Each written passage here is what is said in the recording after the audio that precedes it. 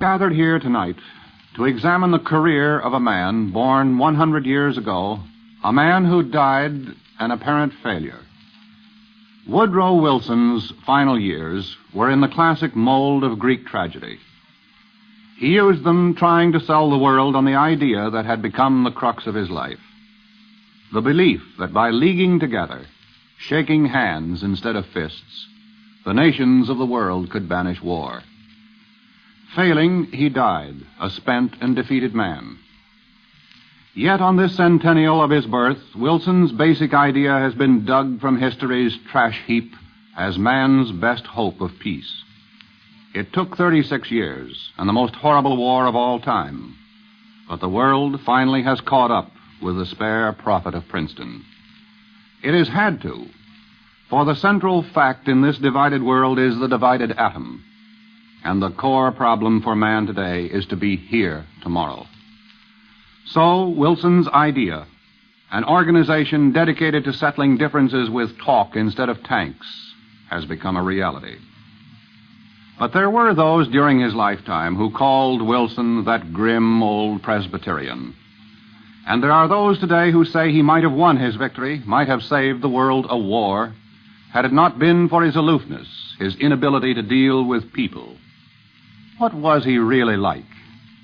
They said he was arrogant. They said he had very few friends. This is Eleanor Wilson McAdoo, the youngest of Wilson's 3 daughters. When I hear these things, I and his family and his close friends, of which he had many, incidentally, I have a curious impression that they must be talking about somebody else. That maybe I misunderstood, that it isn't my father they are talking about, because he was the exact opposite of all these things. He was one of the most warm-hearted, you might say, emotional people I've ever known, although he had his emotions very well under control. When he loved someone, his friends or his family, he loved them passionately, deeply. Editor James Kearney of the Trenton, New Jersey Times newspapers, whose father helped Wilson up the political ladder, adds, he could be totally charming, absolutely gregarious. He was a witty storyteller. And at the same time, he could turn around and be a man of violent temper, almost ungovernable, excepting as Ellen Axon Wilson, the first Mrs. Wilson, was able to govern it. No doubt of it, Wilson took life seriously. But he had his lighter moments, as perhaps Mrs. McAdoo remembers best. Only his very close friends and his family, the only the side of him that not a great many people saw, was the playful side. He was one of the most amusing, delightful companions that children, my sisters and I, ever knew, and all children loved him. Also, he invented the most wonderful games. My childhood memories are filled with the marvelous times we had with Father and the games that he invented. He had a beautiful singing voice. He used to sing us to sleep when we were children.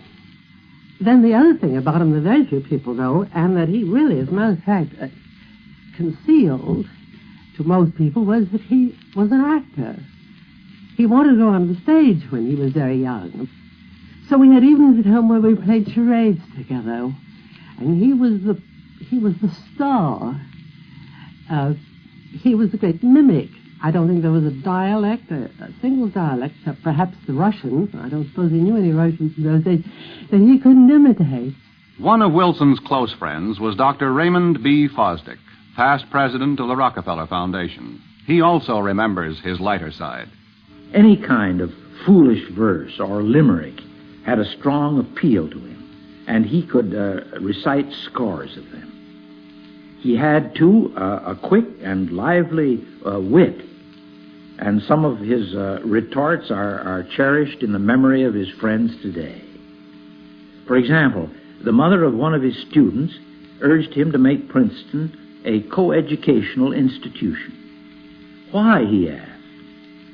To remove the false glamour with which the two sexes see each other, she replied. My dear madam, Wilson shot back, that is the very thing we want to preserve at all costs. a story that became a campus classic. But Wilson's niece, Mrs. Stuart McElroy of Richmond, Virginia, recalls that Wilson's sense of fun had its limits. He liked to hear good jokes, he liked to tell them, and he laughed heartily and easily. But at one time he stopped me when, in a flippant manner, I started to quote a parody on the 23rd Psalm. He put up his hand and quietly but firmly said, "Stop. I've had too many passages of Scripture ruined for me by irreverent use of them." Wilson himself had a certain ministerial look about him. Here's how Dr. Fosdick recalls his appearance. At first glance, Wilson was not what would be called a handsome man. As a matter of fact, he was curiously homely. He had what he himself described as a horse face, a long, thin face with strong jaws. He had an extraordinarily keen gaze, which could sometimes be disconcerting. But his eyes were nevertheless his best feature, and they could light up with humor and kindliness. Another with a clear memory of the real Wilson is his good friend Louis Brownlow, commissioner for the District of Columbia during Wilson's administration. So many people now think that Woodrow Wilson was this aloof schoolmaster. They never think of him as he actually was, a very lively person. They never think of him as he liked to stand around with his daughters and others around the piano and sing. He did like to sing popular songs. The motion picture Wilson does present that phase quite truthfully of him when he's at the piano singing some of the spoon, moon, croon songs of the day. I'll take that croon back. At that time, there was no such thing as crooning, and I'm sure that Woodrow Wilson would never have descended to that level. But spoon and moon and June, he did not object to. But it would be an injustice to dwell at too great a length on Wilson's lighter side. He was essentially a serious man. I think that Woodrow Wilson liked to put every subject on a basis of right or wrong. Thomas J. Wertenbaker, Edwards Professor of American History Emeritus at Princeton University. And having once convinced himself that a certain thing was right, he would brook no compromise. When he got up to speak, he was far more persuasive if he put his points upon a moral basis. It was perhaps this which was his great strength and at the same time his great weakness. Perhaps Mrs. McAdoo, knowing Wilson as only a daughter could, has the real key to his character. It's impossible, really, I believe, impossible to understand this man completely and entirely unless you know what is probably the cornerstone of his whole nature, and that was his deep, unchanging, immovable faith in God.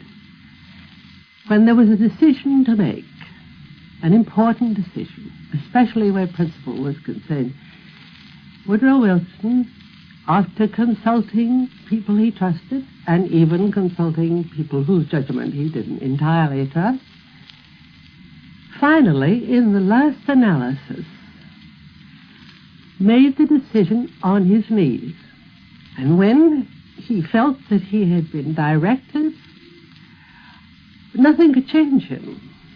Now, perhaps that's why people called him grim, because when the time came when they thought he should compromise, and he refused, they had to call him names. So I suppose grim was probably the least of the names that some of his enemies called him. Couple Wilson's faith with his idealism, and your picture of his real character is more in focus.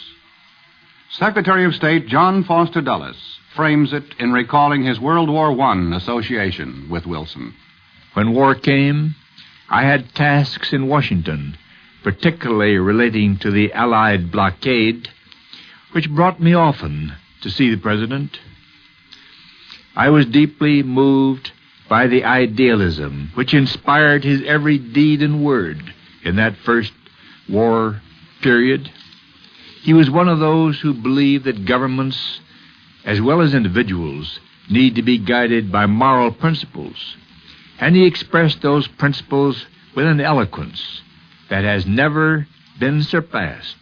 The foundation for that religious idealism was laid in Wilson's youth. Both the Woodrows on his mother's side and the Wilsons on his father's were Scottish Presbyterian intellectuals. Wilson was the third child and first son of the Reverend Dr. Joseph Ruggles Wilson. He grew up in parsonages in Staunton, Virginia, Augusta, Georgia, and Columbia, South Carolina. And, reaching manhood, he enrolled in Davidson College in North Carolina. There is a legend that his academic work was poor, but the president of Davidson, Dr. John R. Cunningham, sets us straight on that. I find in looking up his records at the college that he made exceptionally good grades. For instance, the first semester he was studying logic and rhetoric, made 95. In Greek, he had a grade of 87. He belonged to the literary society and had some athletic interests which were quite manifest. His particular athletic interest was baseball. Again, Dr. Cunningham. One of his classmates was later governor of North Carolina, Governor Robert B. Glenn. He said Davidson was playing its strongest rival, and in the last half of the ninth inning, with the opposing team up, the score stood 4-3 in favor of Davidson. The opponents had a man on first and second with 2 out, and the next batsman was the strongest on the opposing team. Governor Glenn said he decided to give the batter 4 bad balls and take any chances with the next batter who was weak. He said, I threw a ball wide of the plate, and to my surprise, the batsman stepped out and hit it fairly, and it looked like a home run. With the crack of the ball, Woodrow started after it. Nobody believed he could get it, but just as it got over his head, he leaped several feet in the air, and the ball hit his hand. It stuck. The game was over, and Woodrow Wilson won it. After a year, Wilson shifted to Princeton. There, his thoughts turned more and more to politics. A friend once surprised him as he practiced writing the signature, Thomas Woodrow Wilson, Senator from Virginia. More to the point, he reduced some of his new thinking to an article titled Cabinet Government in the United States. It was printed in one of the nation's more learned journals. The budding associate editor who accepted it was a man Wilson was to meet later, Henry Cabot Lodge. And it was at Princeton that he honed what later was to become his greatest political weapon, his speaking ability. Dr. Fosdick recalls, Wilson was one of the great public speakers of his generation. He employed very few gestures, the only one that I recall being the use of the forefinger of his right hand pointed at his audience. His power lay in the precision of his mind. Another contemporary impressed with Wilson's forensic ability was his Assistant Attorney General, Houston Thompson. He would start in a low voice and gradually build up in a lucid, easy, and yet dramatic way that caught his audience immediately. I found him on occasions, when I spoke with him, very nervous. It was not because he was afraid of his vocabulary or of making a fluent talk, but he said he always felt responsible when people came out to hear him, that they expected something and that they should get it, and that he might fail in getting it over. And that was what made him nervous. At Princeton, Wilson decided to turn his oratorical talents to good use at the bar, for that was the apparent route to his real goal, politics. So it was back to class, this time the University of Virginia for a law degree. He experimented with his name, Thomas W., T. Woodrow, and just T. And after settling on plain Woodrow Wilson, he hung it over the door to his new law office in Atlanta. But he soon found the day-to-day practice of law wasn't for him. So he switched goals, decided to make his own career by molding the careers of others. Despite the fact that he was in love with blonde Ellen Axon of Rome, Georgia, it was back again to college, this time Johns Hopkins. There he finished a book, Congressional Government. On the flyleaf of Ellen's copy, he wrote, "In sending you my first book, darling, I renew the gift of myself." When Wilson landed a teaching job at Bryn Mawr, they were married. Later, he switched to Wesleyan University in Connecticut, then Princeton. He was there 12 years when they made him president. Wilson wasted no time. He grouped courses into departments and departments into divisions. He boosted entrance requirements. But more important, he installed a preceptorial plan modeled after Oxford's ancient tutorial system. Under it, clusters of 4 to 6 students were attached to a preceptor who was to guide and inspire them. One of the men Wilson brought in as a preceptor, Professor Wertenbaker, recalls. His first step was to insist upon greater strictness in keeping ill-prepared boys from entering Princeton and a freer use of the axe upon all idlers who did. It was Wilson's view that if a youth wished to idle away his time, he had better do so at home, rather than preempt classroom space that could be utilized more profitably by others. The story is told that an anxious mother who was entering her boy in Princeton asked President Wilson, "Are you certain you can give my dear boy just the education he needs?" Wilson replied, "Madam, we guarantee satisfaction or we return the boy." Princeton became a world in miniature to Wilson. The educational reformer tried to make over the college, just as the political reformer later would try to make over the world. Again, Professor Wertenbaker. Wilson next sought to revolutionize the undergraduate social system. He thought the club system undemocratic. He criticized the luxurious appointments of the clubs. But more serious was the slow, almost imperceptible decline of the old democratic spirit and the growth of social distinctions.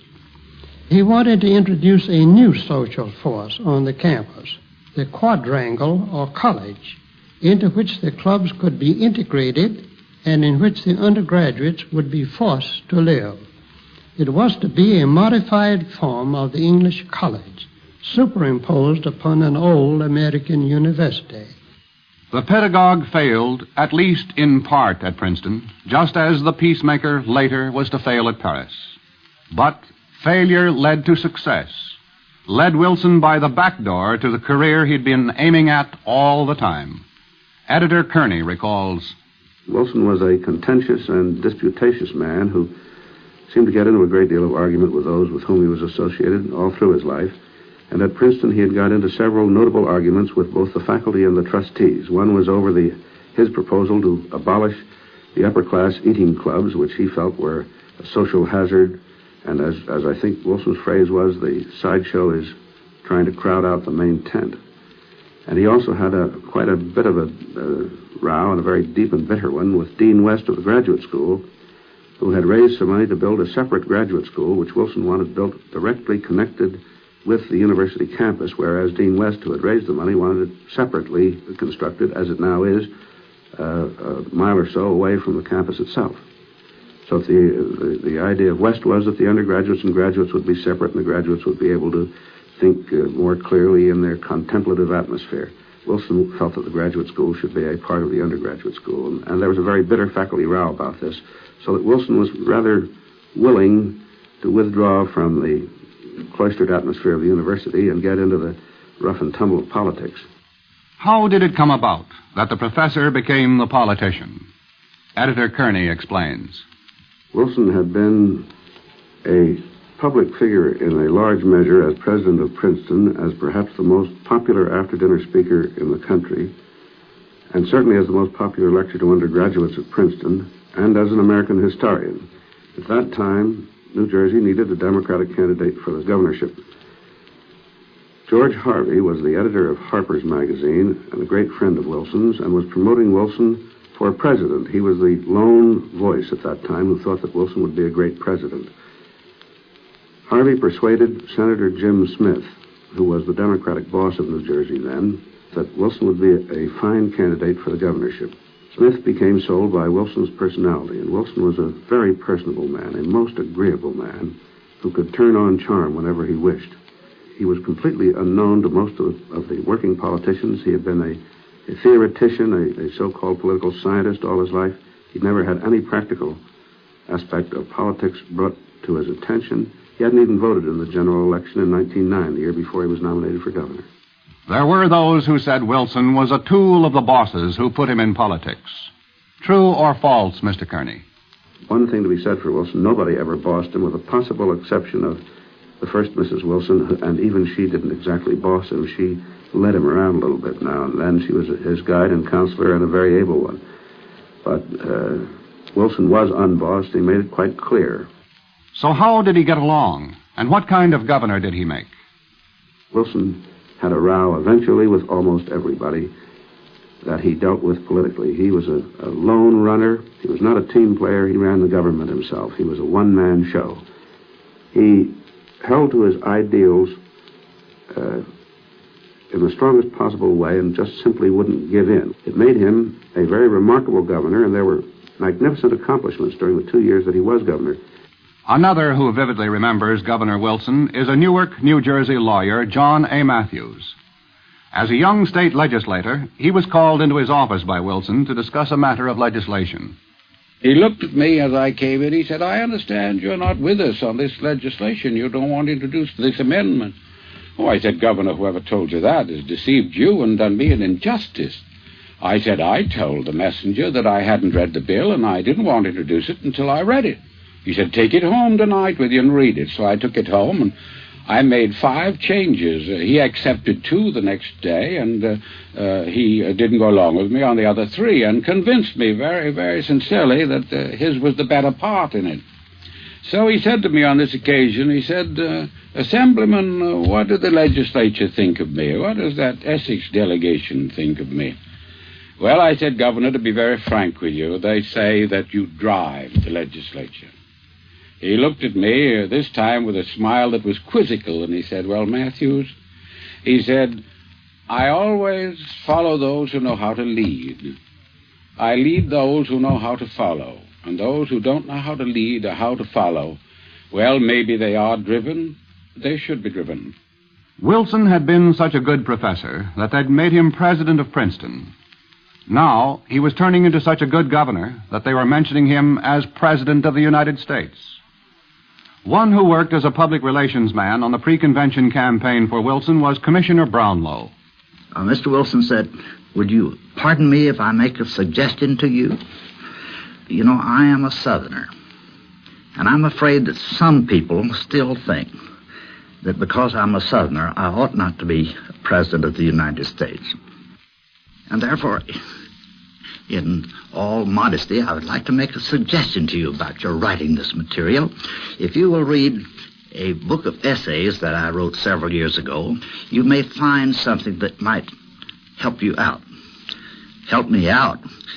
For the next 3 weeks, I wrote out of that book. What he wanted me to find in that book, he did not designate, but I did find it. He had said in that book that George Washington was a great Englishman, that Andrew Jackson was a great Westerner, that Abraham Lincoln was the first American. And that gave me what I needed to combat the idea that if he were elected president, the South would be in the saddle. Reform was in the air, and Wilson was a reformer of tested ability. He was nominated to the Democratic Convention in Baltimore after 46 ballots, and he immediately began the first whistle-stopping campaign by a presidential candidate. He said at one point, and this actually is Wilson speaking, "I remember reading of a great day in the year 1775, when certain farmers took their guns in their hands and gathered in little groups along the road that led from Lexington in Massachusetts to Boston, and there quietly lay in order to intercept British troops who had come upon an errand aimed at the liberties of the colony. And I've often heard since that day men speak of the embattled farmers at Lexington. Well, there are going to be embattled farmers again in the history of this country. Not with guns in their hands, but with ballots in their hands. It was a time of intense excitement. Again, Dr. Fosdick. The night before election, Wilson spoke before a madly cheering audience at Madison Square Garden. He was hoarse and tired, and the meeting was not the kind of occasion for which he was adapted or which he particularly enjoyed. But he acquitted himself magnificently and sent the crowd away with a feeling that a new kind of intelligence had been recruited to serve the public interest. Wilson announced the philosophy of the New Freedom, as later FDR was to present his New Deal, Harry Truman his Fair Deal, Dwight Eisenhower his Crusade, and Adlai Stevenson his New America. Then the issue was placed before the voters.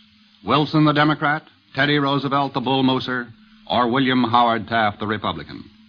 No doubt of it, the professor had become a successful politician. Perhaps an incident involving Wilson's brother, Joseph R. Wilson, Jr., gives us the key to this strange transformation. Again, Commissioner Brownlow. First time I met Woodrow Wilson, he was undertaking to teach his brother how to be a good reporter and a good political editor. He said, "Now, Joe, what you ought to do is to get you some of these little 3x5 library cards. And every time you have an interview, whether you print it or not, with a politician in the state, you make a careful note of it. Keep that file." Years and years afterwards, I went over to the White House one day. The president was then in a political hassle with a senator from Tennessee. And the president said, "You remember that day in Chattanooga when I first saw you?" I said, "Certainly I do, Mr. President." He opened the drawer in his desk and pulled out, says, "Here's that file." Says, "You know, I've got that fellow where I want him. And if I had had a similar file from every state in the Union, I would be politically invulnerable." Finally, the results were in. Wilson was a winner, but just. He polled only a little more than 6 million of the 15 million votes cast, less than William Jennings Bryan in any of his 3 losing campaigns. Yet the results were a landslide in the Electoral College, 435 out of 531. And when Wilson became president, he was president indeed. There was no doubt as to who was the head man.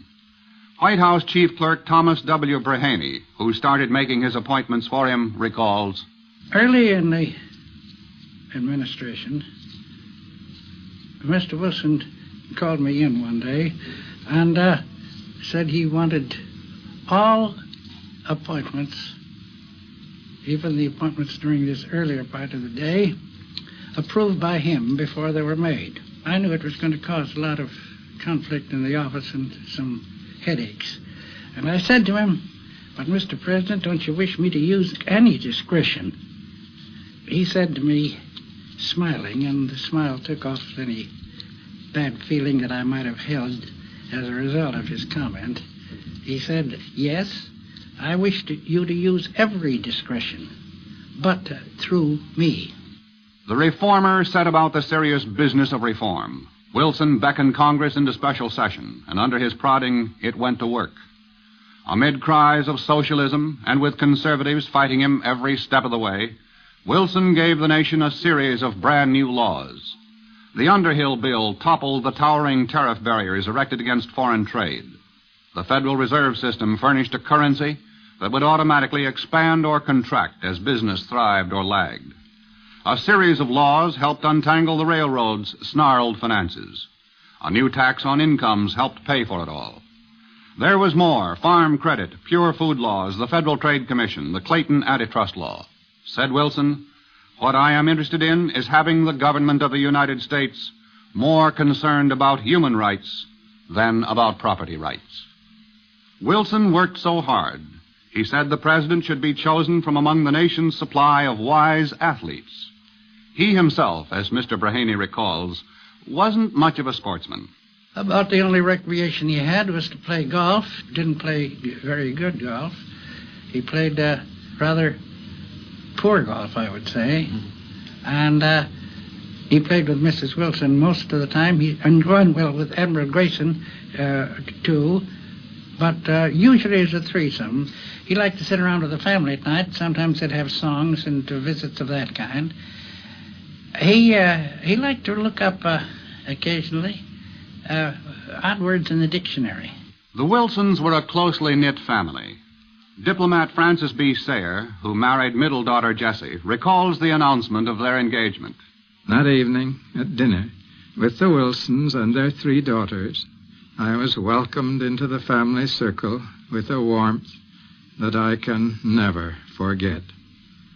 It was a family closely knit together with rare love and depth of affection, and Mr. Wilson's simple, unaffected warmth of heart contrasted sharply with the shyness and aloofness sometimes attributed to him in public life.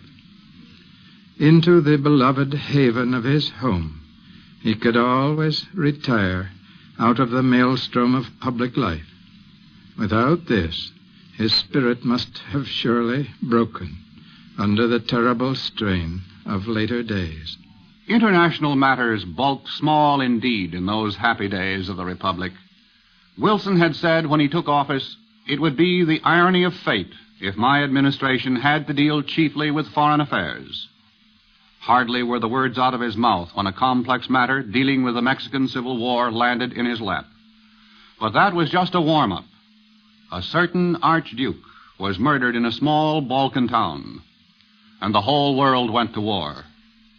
Woodrow Wilson, Portrait of a Peacemaker, will be continued after a brief pause for station identification.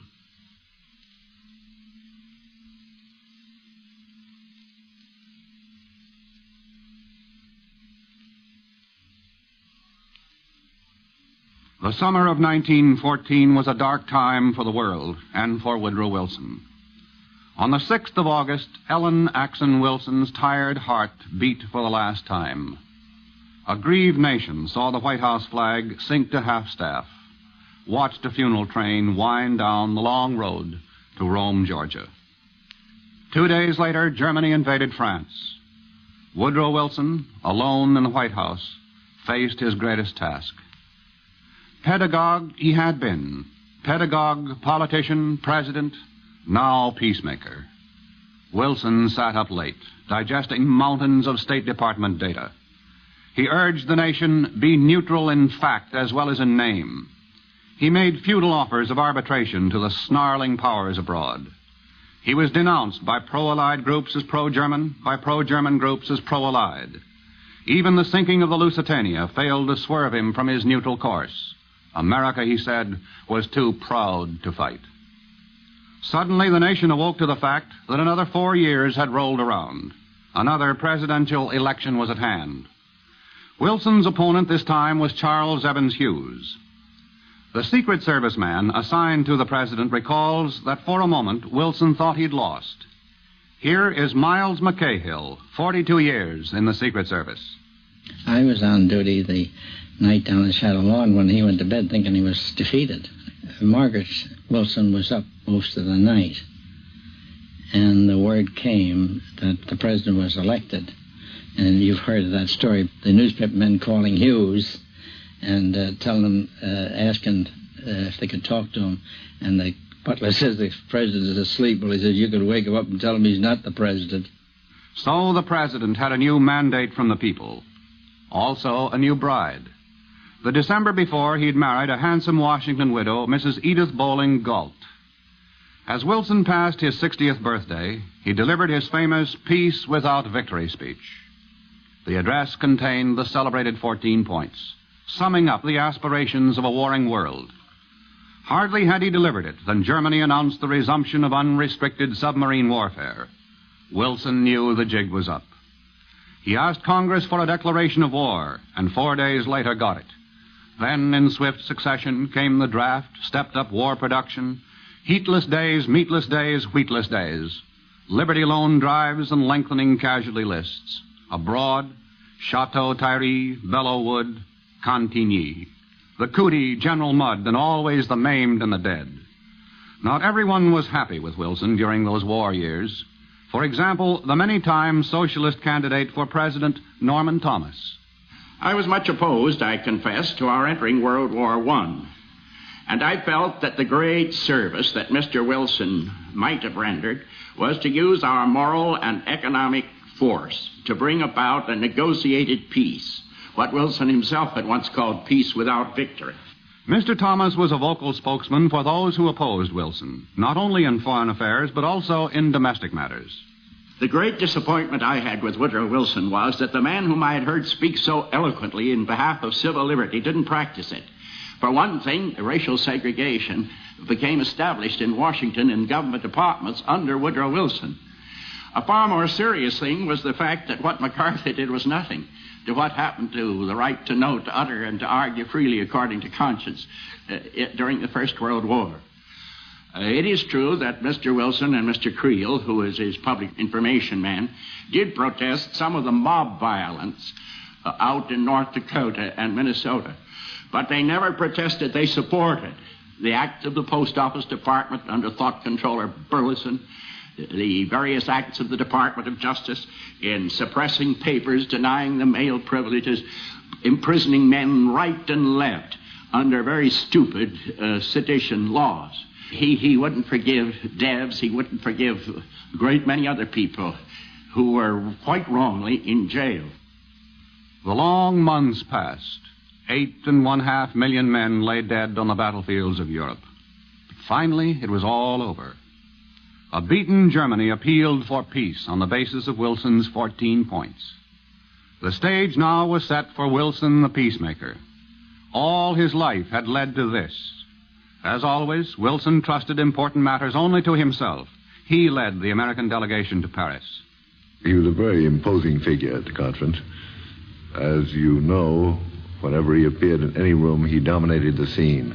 At the formal sessions, he was a dominant figure. He was up against two very forceful figures in Lloyd George and in Clemenceau, but he seemed to dominate whenever he was personally present himself. The man you're listening to was a special attaché to the American delegation at Paris, Christian Herter, now governor of Massachusetts. Of course, his reception was a very magnificent one in England and in France and in Italy. As the peace conference developed and more nationalistic and sticky individual points came up, his prestige waned a great deal. It was my personal feeling that he made a mistake staying through the whole conference and getting himself involved in some of the minor disputes that had quite an effect on public opinion.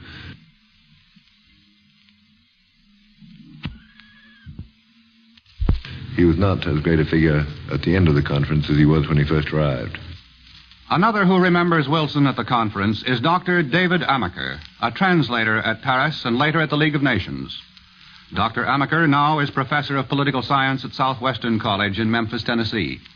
At the table where I saw him work, he was the soul of kindness, patience, benevolence, logic. I remember one little talk that he made. Everyone just listened as if bewitched. The question was whether the members of the League could secede from it.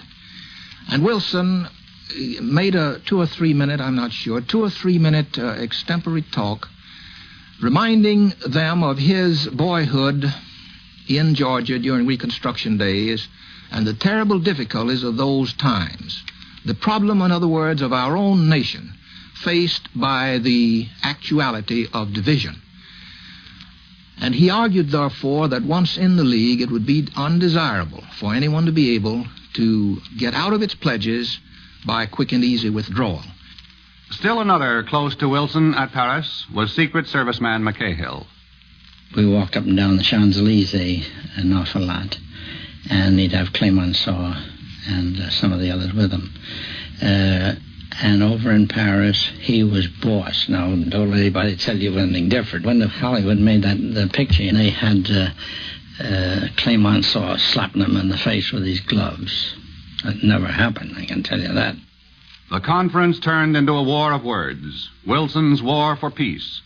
Secretary of State Dulles. Although President Wilson was himself trained as a lawyer, he was impatient of legalism or cold logic. I vividly recall one of the critical moments of the Versailles Treaty Conference when President Wilson met with his advisers over the question of German reparations.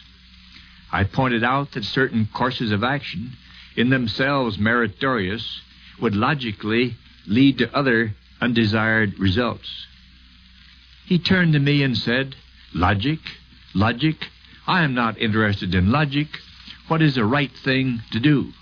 Wilson lost his war against war abroad, before he lost it at home. What were the reasons? Governor Herter. One was the fact that both Lloyd George and Clemenceau were extraordinarily clever negotiators. The Japanese, of course, were equally clever negotiators. They knew that what Wilson wanted more than anything else was to get the League of Nations established. And in order to get that done, they really required him to compromise on a great many points that he wouldn't otherwise have compromised on, because he felt that it was so important to get full agreement on the establishment of the League of Nations. And Secretary Dulles adds, Paris did not provide the climate in which idealism thrived. Those were the tragic days. Wilson's ebbing strength was drained by the day-by-day assaults of the practical politicians of other nations. They were more interested in winning popular favor by getting revenge on the Germans, by making them pay, than they were interested in Woodrow Wilson's plans for building a world of peace and justice. Thus were submerged the lofty concepts which had inspired Wilson's 14 points, which, when first proclaimed as a basis for peace, caught the imagination of all the peoples, including, most significantly, the peoples of enemy nations. Failure was in the wind. Jonathan Daniels, editor of the Raleigh, North Carolina News and Observer, remembers Wilson when his father Josephus was the popular wartime Secretary of the Navy. Perhaps he did seem naive beside the hard nationalism of Clemenceau and rigid beside the wily Lord George. People who knew how they wanted to arrange Europe for the fortunes of their own countries and not in terms of any enduring peace for the world. Wilson was defeated by what we had called world statesmanship. Editor Daniels has vivid memories of this period. I remember particularly when he came back from Europe after that trip, on which he had seemed an innocent American abroad to many elegant and aloof people in this continent and others. He had met sophisticated Europe, and he had seemed to fail. And I remember that my mother and my father went up to New Jersey to meet him when he landed at Hoboken, just 2 months before that fateful trip which he made in his fight for the losing fight for the League on which he was stricken. I remember that when he came back to Hoboken, he saw the crowds and he said, "Jersey man though I am, Hoboken never seemed beautiful to me till now." Failing abroad, Wilson also failed at home. He didn't get the peace he wanted at Paris, and he couldn't persuade America to accept the peace he did get. One of those opposing both the Peace of Paris and the League of Nations was a man whose son, ironically, now heads America's delegation to the UN. Said Senator Henry Cabot Lodge, and this actually is his voice. An American I was born, an American I have remained all my life. I have never had but one allegiance. I cannot divide it now. I have loved but one flag, and I cannot share that devotion and give affection to the mongrel banner invented for a league. Internationalism, illustrated by the Bolsheviks, is to me repulsive. On July 10th, 1919, Wilson laid the peace treaty, including the League of Nations, before the Senate. Then he began stumping the country, going over the heads of the senators to the people themselves. There were many on both the right and the left who were not enthusiastic. Says Mr. Thomas. When the final draft of the League of Nations came out, it was so much less good than had been hoped, and it was coupled inexorably, apparently, with a treaty so much worse than we had hoped, that there was not just opposition from people like Henry Cabot Lodge. There was a lot of opposition in general. And the effort by Wilson to sell his plan proved too much. In September, he broke down and returned to Washington. He was a tired and sick old man when, 6 months later, the Senate went through the formality of voting down the treaty and the League. How did Wilson take it? Mr. Sayre recalls. My most indelible memories, I think, of Woodrow Wilson are of a man in apparent defeat. The Treaty of Versailles, rejected by the United States Senate, the League of Nations repudiated by America. Yet never for a moment did I see him embittered. Never did he seem to doubt the ultimate triumph of the great principles for which he gave his life. Just before his death, he told a friend, "I'm not sorry I broke down. As it is coming now, the American people are thinking their way through and reaching their own decision. And this is the better way for it to come." Why did he fail at home? Professor Amaker believes he knows. Wilson failed to understand the importance of public relations. He assumed that men are more reasonable, perhaps, than they are, and that they would be persuaded by the mere logic of his exposition. But in that he was deceived. He failed to see how the tide of opinion was slipping from under any interventionism in Europe or any plan or program of guaranteeing by force the peace system. The League of Nations stumbled through the between-wars years toward its inevitable death. At its last meeting, Joseph Paul Boncourt of France cried, "It was not the League that failed. It was the nations which neglected it. It was the governments which abandoned it." Wilson, like the League, was approaching the end.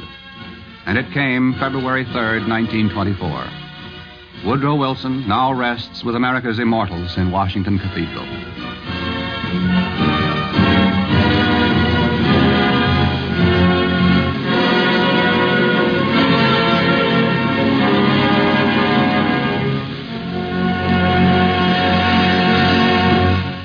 Gentlemen, what is your verdict?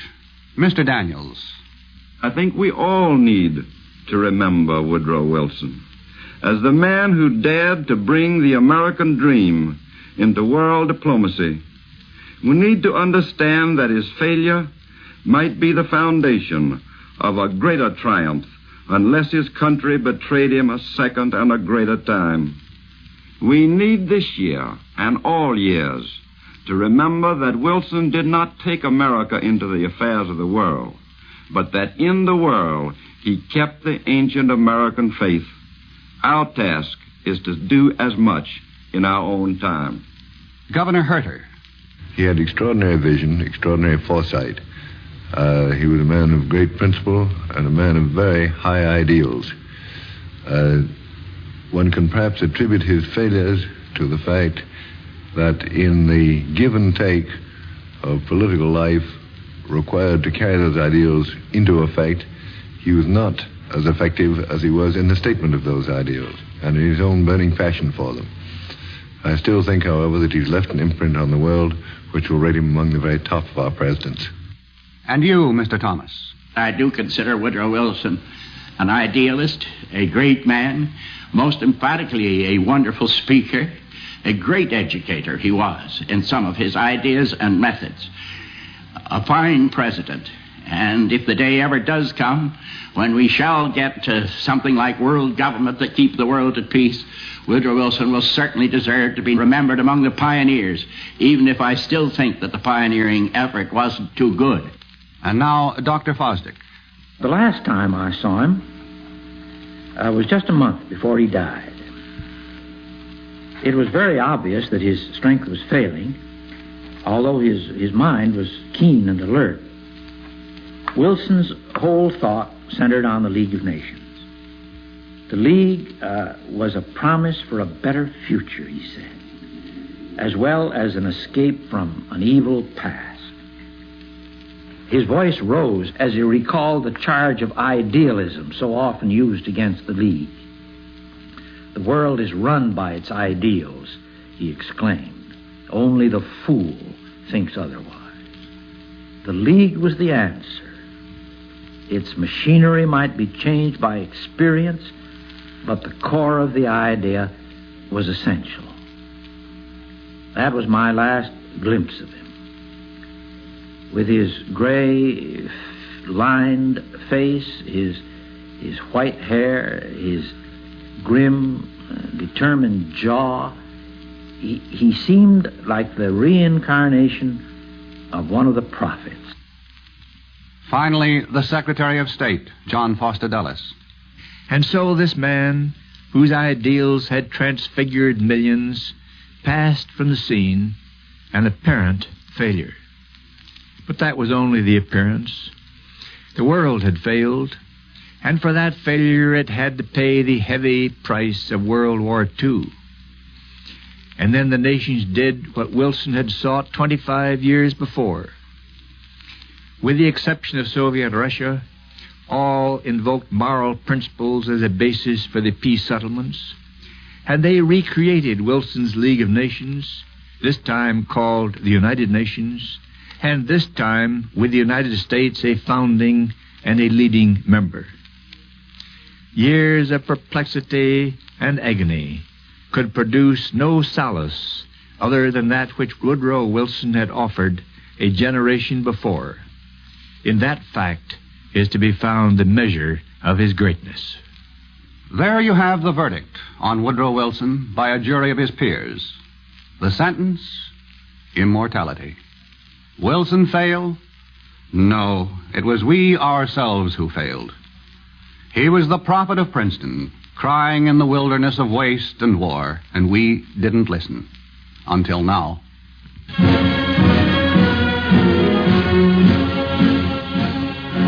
You have been listening to Woodrow Wilson, Portrait of a Peacemaker, another in the transcribed series of biographies in sound. Tonight's program, presented as a tribute in connection with the centennial year observance of Wilson's birth, was written by James Harper, edited by Arthur Wakely, and narrated by Chet Huntley.